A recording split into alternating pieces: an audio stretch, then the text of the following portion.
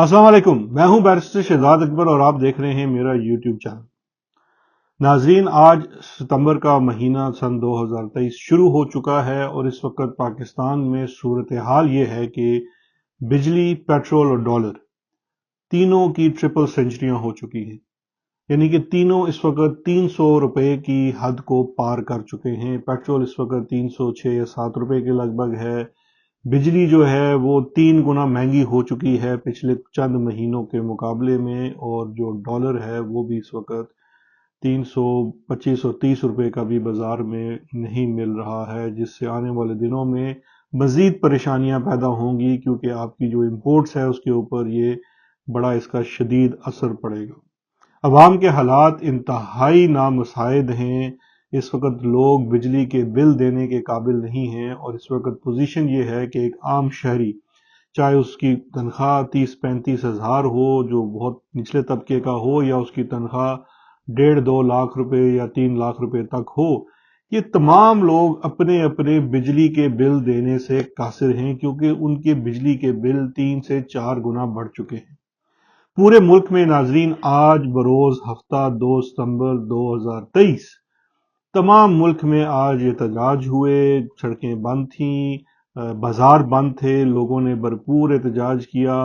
वापडा के दफातर के ऊपर भी लोगों ने हल्ला बोला, वहां पे एहतजाज किया। हर तरह की चीजें सोशल मीडिया पे रिपोर्ट हो रही हैं, लेकिन पाकिस्तान के मेन स्ट्रीम मीडिया के ऊपर उन्हें नशर करने की इजाजत नहीं है, बल्कि उन तमाम मेन स्ट्रीम मीडिया को हदायतनामे जारी किए गए हैं, रिटन हदायतनामे जारी किए गए हैं, जो सोशल मीडिया पे मौजूद हैं, सबको पता है।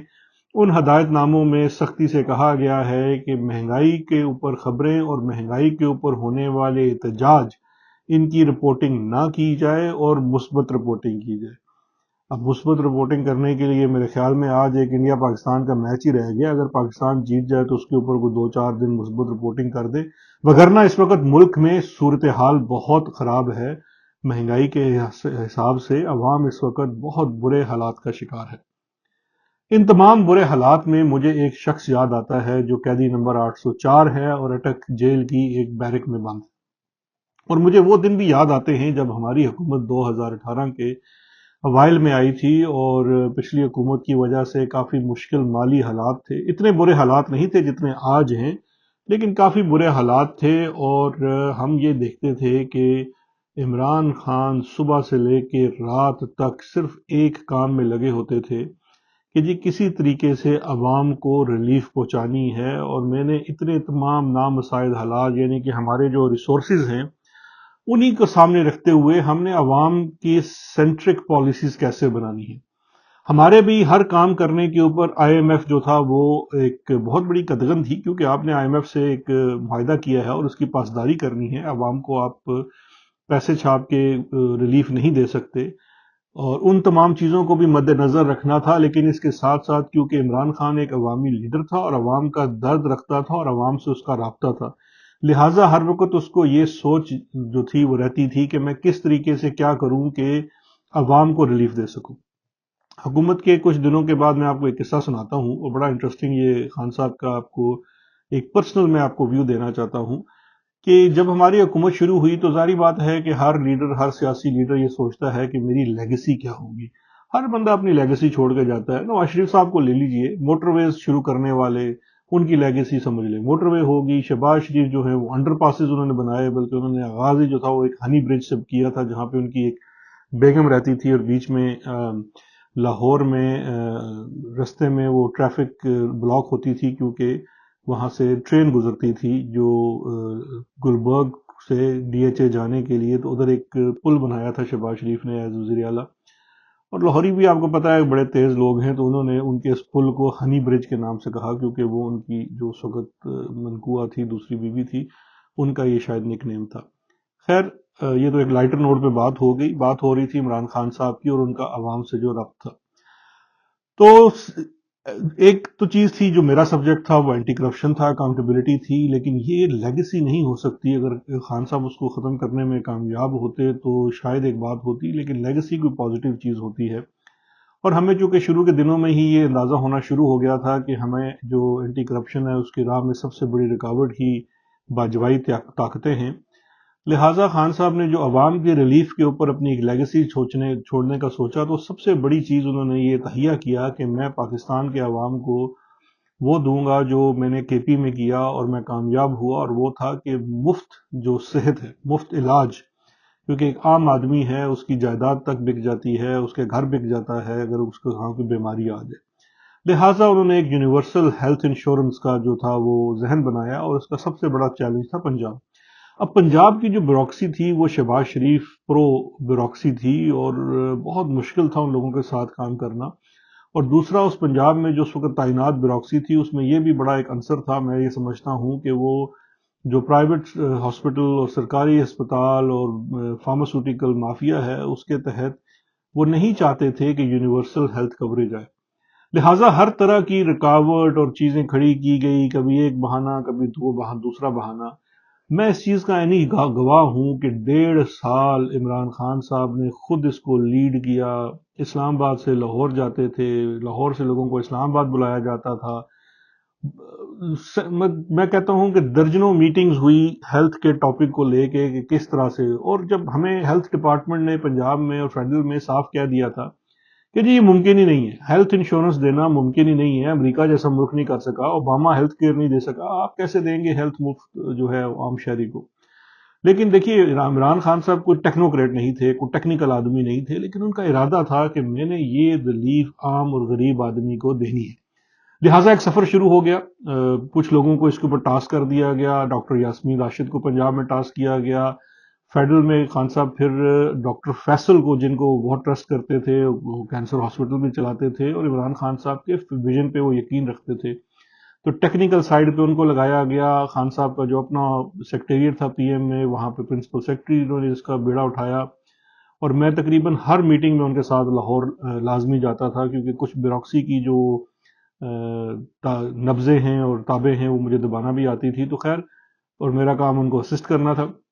تو ہم ہر ہفتے جاتے تھے، اور ہر ہفتے خان صاحب یہ میٹنگ خود چیئر کرتے تھے پرائم منسٹر کے. جی ہیلتھ انشورنس جو بھی راہ میں رکاوٹ آتی ہے وہ کہتے تھے اس کو ہٹانا ہے.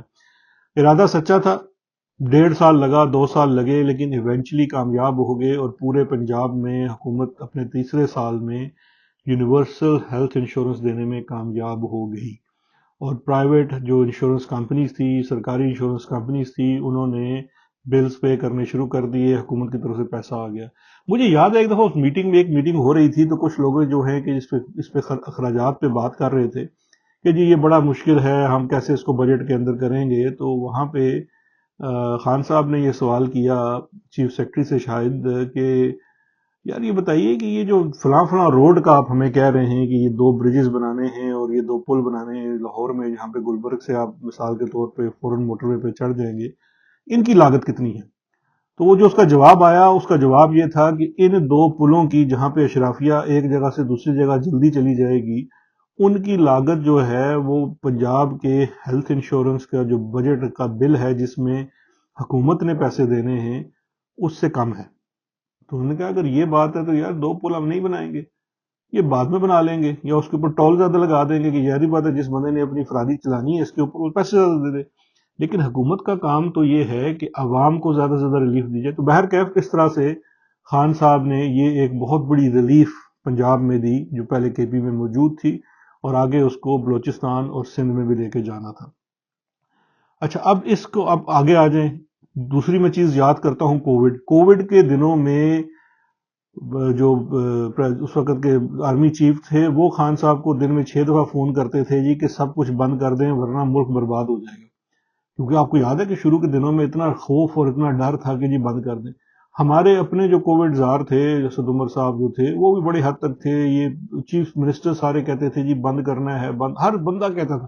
واحد ایک شخص تھا عمران خان جو ایک بات کرتا تھا، وہ کہتا تھا جی میں اس پورے بند کرنے کے لیے اس لیے خلاف ہوں کہ ایک تو یہ جو دیہڑی دار بندہ ہے، مزدور ہے، جو پاکستان میں ایک بہت بڑی تعداد ہے، یہ جب شام کو دن کو کام نہیں کرے گا، شام کو اپنے بچوں کو کھلائے گا کیا؟ تو کووڈ سے تو یہ 14 یا 20 دنوں بعد مرے گا، یہ بھوک سے تو 4-5 دن میں مر جائے گا. تو لہٰذا دیہڑی دار والا کام تو بند نہیں کرنا. انہوں نے خود ٹاسکنگ کی، خود بیٹھے 18 گھنٹے کام کیا، اور یہ ذمہ داری لگائی کہ کس لسٹ بنائیں وہ جہاں پہ آپ کو کھلی فضا میں کام کر سکتے ہیں. مجھے اچھی طرح یاد ہے 60 سے زائد شعبے آئیڈینٹیفائی کیے گئے جن کے لیے اسپیشل کووڈ کے ایس او پیز بنائے گئے، اور وہ ادارے بند نہیں کیے گئے، وہ پروفیشنز بند نہیں کیے گئے۔ اور پھر دنیا نے مانا، یو این نے مانا، اپریشیٹ کیا کہ پاکستان کا جو کووڈ رسپانس تھا وہ سب سے اچھا تھا، اور اس کے پیچھے ویژن تھا عمران خان کا۔ اور عمران خان کا ویژن کووڈ کو ایڈریس کرنے کا نہیں تھا، عمران خان کا ویژن تھا میں نے اپنا جو غریب ہے، جو پاکستان کا عام آدمی ہے، اس کو پروٹیکٹ کرنا ہے۔ اس نے اس کو پروٹیکٹ کرنے کی ٹھانی، اللہ نے اس کے کام میں برکت ڈالی، اور ہم نے کووڈ میں بھی بڑے اچھے ریزلٹس دکھائے۔ پھر عمران خان کو عام آدمی کی جو مسافر تھا، جو دوسرے شہر سے آتا تھا، لو انکم گروپ کا تھا، اس کا کھانے کے مسائل تھے، اس کے اوپر لنگر خانے کھولے۔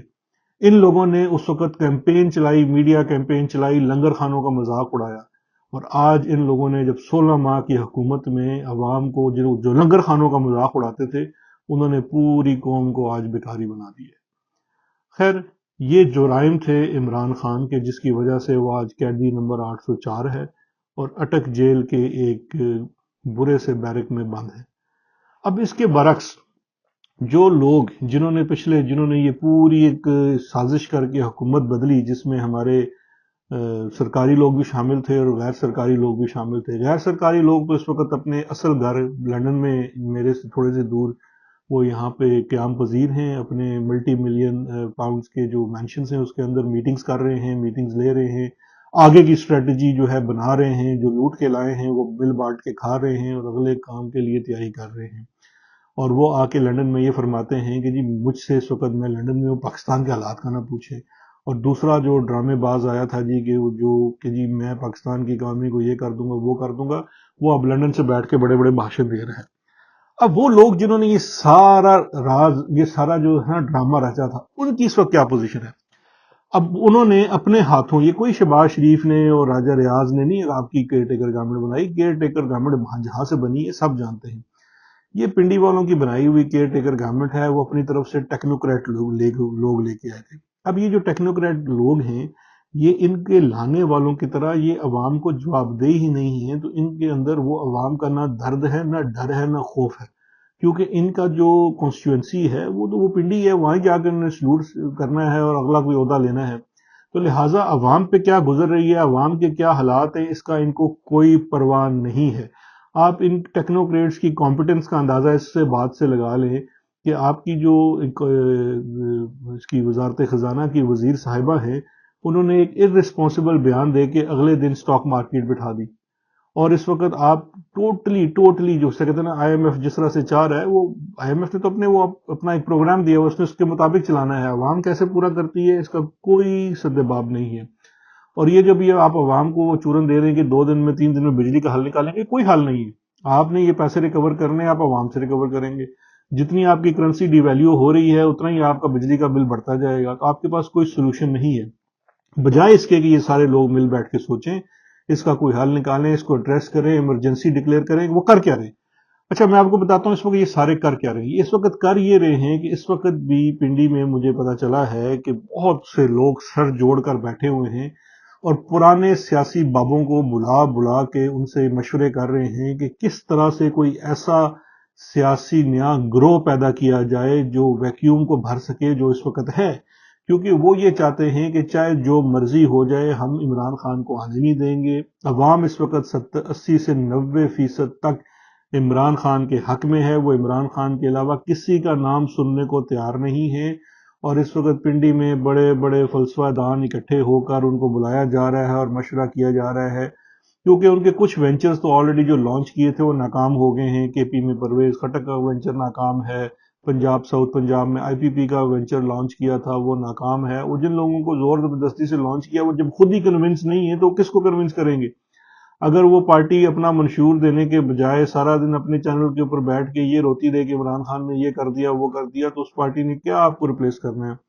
یہ لانے والوں کو بھی پتا چل گیا بھائی یہ دونوں تو ہو گیا، یہ دونوں فلمیں ہو گئی ہیں فلاپ۔ اب وہ نئی فلم لانچ کرنے کے لیے اس وقت ایک چورن بیچنے کی کوشش کر رہے ہیں کہ جی کیا اب نیا نظام جو ہوگا اس کے اندر عمران خان، یہی پرانے لوگ، نواز شریف، زرداری، سب کو ایک ساتھ ڈیل کر کے ایک نیا گروہ بھی پیدا کرنے کی کوشش کر رہے ہیں، اور کچھ کیمپین بھی اس کے اندر ڈیزائن کی جا رہی ہے میڈیا کی کہ بالکل ایک جس طرح ہے کہ جی کہ انڈیپینڈنٹ گروپ پیدا کیا جائے جو مختلف پارٹیوں سے لوگ لیے جائیں، ٹیکنوکریٹ بھی ان کے اندر ہوں، ان کے اندر کچھ سیاستدان بھی ہوں جو جی غدار ہوں، یعنی ناٹ غدار نہیں ہونے چاہیے، لفظ غلط استعمال ہو گیا، جو باغی ہوں.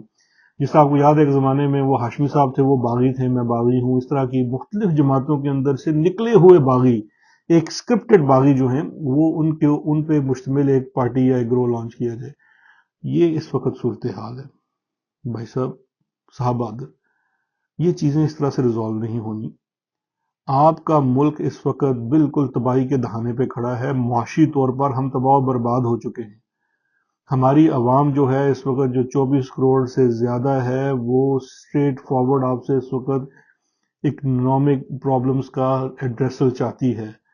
خدا کے لیے اس کے اوپر توجہ دیں. دیکھیں پہلے سیاستدان یہ کام کرتے تھے، آپ کچھ اور کرتے تھے. اب آپ نے دونوں کام اپنے ذمے لے لیے ہیں. اگر آپ نے دونوں کام اپنے ذمے لے لیے ہیں تو خدا را ان کو کریں، تاکہ گراؤنڈ کے اوپر عوام کو کوئی ریلیف ملے. میڈیا کی آواز بند کرنے سے، میڈیا کو پیسہ کھلانے سے یا یہ کر دینے سے آج کے دور میں حالات نہیں بدل سکتے. گراؤنڈ ریئلٹی اپنی جگہ موجود رہے گی. اگر ملک جلتا رہے گا، میڈیا کور نہیں کرے گا، تو اس سے ملک کا جلنا ختم نہیں ہو جائے گا. آپ کو ان چیزوں کو ایڈریس کرنا پڑے گا. اگر آپ نہیں کر سکتے تو خدا کے لیے پولیٹیکل کنسنسس پیدا کریں. یہ معاملات ان لیڈروں کے حوالے کریں جو عوام کے سامنے جواب دہ ہیں، تاکہ وہ آئی ایم ایف جیسے اداروں سے جا کر بات کر سکے. آئی ایم ایف سے وہی بات کر سکے گا جس کے پاس ریئل کانسٹیٹیوشنل مینڈیٹ ہوگا. آپ کو والا مینڈیٹ نہیں جو آپ عدالتوں کو بھی دبا کے عدالت سے بھی فیصلے لے لیتے ہیں. آج میں کسی اور سیاسی چیز پہ بات نہیں کرنا چاہ رہا تھا، صرف اس پہ بات کرنا چاہ رہا تھا کہ اس وقت عوام کا جو دکھ درد سمجھنے والا شخص لیڈر موجود ہے، وہ اس وقت 804 نمبر قیدی ہے، جیل کے اندر ہے. اور باقی جو لوگ بیٹھے ہوئے ہیں ان کے کوئی سٹیکس نہیں ہیں. وہ ٹھیک ہے اپنا بدلہ لے رہے ہیں، جو کر رہے ہیں، لیکن وہ عوام کے سامنے جب جواب دہ ہی نہیں ہے تو انہوں نے کیا حل کرنا ہے مسائل کا. تو اللہ ہمارے حال پہ رحم کرے. شاید آج کوئی اچھی خبر انڈیا والے میچ کی آ جائے، اس سے 2 دن آپ کے اچھے گزر جائیں گے، لیکن نہ آپ اس سے آپ کے بجلی کا بل ادا ہوگا، نہ آپ کی گاڑی میں پیٹرول پڑے گا، اور نہ ہی آپ کے چولہے میں تیل ہوگا. اپنا بہت خیال رکھیے گا. شکریہ. خدا حافظ.